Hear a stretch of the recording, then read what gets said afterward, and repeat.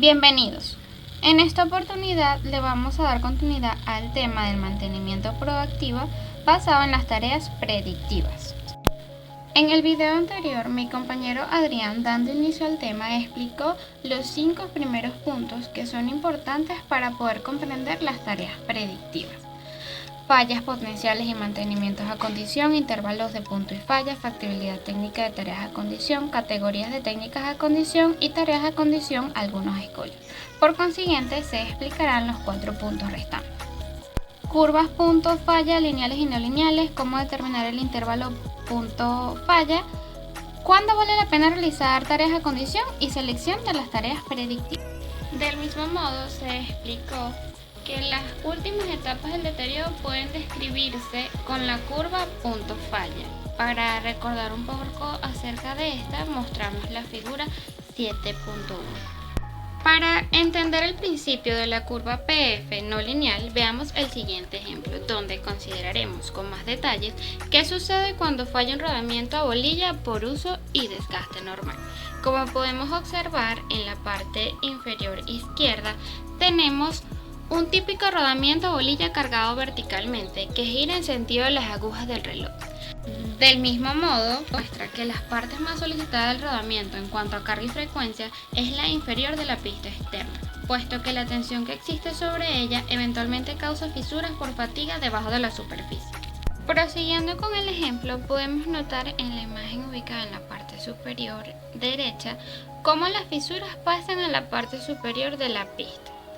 Y en la imagen que está en la parte media izquierda, cómo esas boquillas fuerzan la entrada del aceite en las fisuras, provocando de esta manera que las partículas se desprendan. Del mismo modo, se va creando un cráter al desprenderse cierta partícula que puede generar o cambiar las características de vibración del rodamiento. Muchas veces, diferentes modos de fallas presentan los mismos síntomas. Partiendo del ejemplo y los síntomas descritos, que se basan en la falla causada en los rodamientos por el uso y el desgaste, pueden ser similares a los que se presentan en las últimas etapas de las fallas causadas por suciedad o falta de lubricante. La falla se vuelve detectable solo cuando la fisura por fatiga migran a la superficie y ésta comienzan a desprenderse. El punto donde ocurre esto en la vida de cualquier rodamiento depende de ciertas variables, como lo son la velocidad de rotación, la cantidad de carga que éste puede soportar, cuánto rota la pista exterior, los materiales utilizados, la calidad, entre otros. Esta combinación hace que sea imposible predecir cuántos ciclos operativos se hacen para que las fisuras alcancen la superficie y, por consiguiente, determinar cuándo se comenzarán a exhibir los síntomas antes mencionados. Debemos recordar que, en la mayoría de las fallas, el deterioro se acelera en las etapas finales del equipo. Veamos las curvas punto falla, que son lineales. Si el deterioro ocurre más o menos de manera lineal, puede decirse que las etapas finales también lo harán de manera más o menos lineal. Esto ocurre en los equipos que presentan fallas que son relacionadas con la edad. Ahora, para entender, veamos un ejemplo considerando el desgaste de neumáticos. La superficie de estos tiende a desgastarse de manera más o menos lineal hasta que alcanza el mínimo requerido por la ley. Si este mínimo es como por ejemplo 2 milímetros, sería posible especificar una profundidad del dibujo mayor que esta, la cual nos dará un aviso de la falla funcional en el mínimo. Podemos observar en la imagen ubicada en la parte inferior izquierda. Si esa falla potencial se determina como por ejemplo a 3 milímetros, el intervalo será la distancia que se espera que el neumático recorra antes de presentar ese desgaste. Se puede apreciar que la profundidad cuando el dibujo está nuevo es de 12 milímetros. Se puede predecir el intervalo punto falla basándose en la distancia que por lo general recorre antes de que la cubierta se cambie. Por ejemplo, si la cubierta dura como mínimo 50.000 kilómetros, antes de tener que ser cambiada, es razonable pensar que las cubiertas se desgastan a una tasa máxima de 1 milímetro cada 5.000 kilómetros recorridos. Esto da un intervalo de PF de 5.000 kilómetros, generando de esta manera la tarea de condición asociada, que sería chequear las profundidades de dibujo cada 2.500 e informar sobre aquellas cubiertas que tienen un dibujo menor a 3 milímetros. Anudado a ello, tenemos que el deterioro lineal solo podría encontrarse donde los mecanismos que fallan se relacionen con la edad. El intervalo punto falla y las frecuencias asociadas solo pueden ser deducidas de esta manera si el deterioro es lineal. El punto en el cual deben empezar a buscarse las fallas hay que tenerlo presente y es sumamente importante.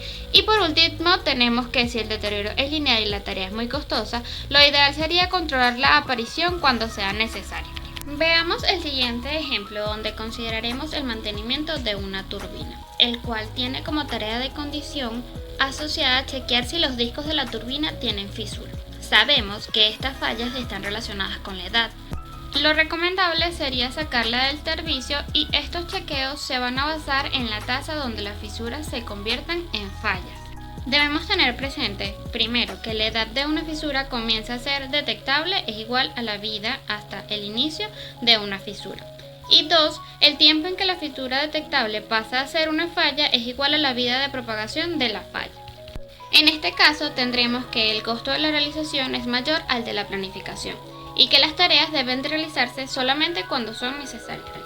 Pero si se cae en este refinamiento, tenemos que recordar que el proceso de planeamiento conlleva dos intervalos diferentes, donde el primer intervalo se usa para decidir cuándo se debe comenzar a realizar la tarea de condición y el segundo intervalo determina qué tan seguido debemos hacer dichas tareas, siendo este considerado el intervalo punto falla. ¿Cómo determinar el intervalo punto falla? Esto resulta fácil para los modos de fallas relacionados con la edad donde el deterioro se presenta de manera lineal y un poco difícil para las fallas al azar en las cuales el deterioro se acelera. Para saber qué tan larga debe ser la curva, existen 5 posibilidades que permiten determinar el intervalo punto falla. Entre ellos tenemos la observación continua, que es teóricamente posible pero muy poco práctica. 2. Comenzar con un intervalo corto y extenderlo gradualmente. Significa tomar el control con intervalos cortos de aproximadamente 10 días y esto es potencialmente peligroso. 3. Intervalos arbitrarios. Normalmente se toman intervalos razonablemente cortos, son menos satisfactorios y permiten la realización de tareas más seguido de lo necesario. 4. La investigación. Estos simulan fallas, proveen información acertada, permiten estudios de falla agradables, pero son de costos elevados.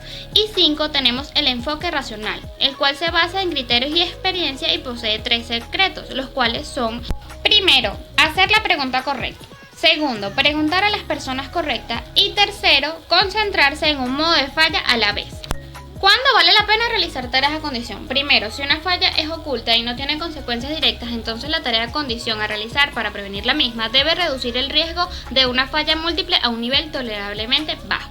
Si la falla tiene consecuencias para la seguridad del medio ambiente, solo se realizará una tarea a condición si da la confianza al advertir a tiempo la falla. Y por último, si la falla no afecta a la seguridad, la tarea debe ser costo eficaz. El costo de realizar la tarea debe ser menor a no realizarla. Selección de tareas proactivas. Generalmente no es difícil decidir si una tarea proactiva es técnicamente factible. Esta decisión depende de las características de la falla y por lo general son lo suficientemente claras en la toma de decisiones. La gráfica indica que es posible que 2 o más tareas de la misma categoría prevengan el mismo modo de falla. Hasta pueden tener similitud en términos de costo eficaz, que la elección puede transformarse en cuestión de preferencia personal. Se requiere de un orden básico para la selección, donde las tareas a condición casi siempre se pueden realizar sin mover el activo. No interfieren en la producción, identifican condiciones específicas de falla potencial, define acciones correctivas antes de que comience el trabajo, reduce los trabajos de reparación, identifica el punto de falla potencial de los equipos, permite que cumpla casi toda su vida útil y mayor costo eficaz. También tenemos las tareas de reacondicionamiento y de sustitución cíclica. Estas requieren movilización del activo físico e interfieren con la producción. El límite de edad se aplica en todos los componentes, involucra trabajos de taller y generan carga de trabajo mayor que las tareas a condición. Poseen un menor costo eficaz. A su vez, se puede realizar la combinación de tareas. Estas sirven para reducir las fallas a un nivel tolerable. Cada tarea se debe llevar a cabo con la frecuencia adecuada, es necesario en situaciones poco frecuentes y sirven para asegurarse de no aplicar las tareas como seguro del seguro o por las dudas. Se debe tener en cuenta el proceso de selección de tareas porque este es válido para la mayoría de los modos de fallas, no aplicable para todos los casos. Tomar en cuenta las tareas de orden inferior cuando resultan más costo eficaz antes de las de orden superior. Y para finalizar, no hay secretos para el éxito. Este se alcanza preparándose, trabajando arduamente y aprendiendo del fracaso, de Colin Powell.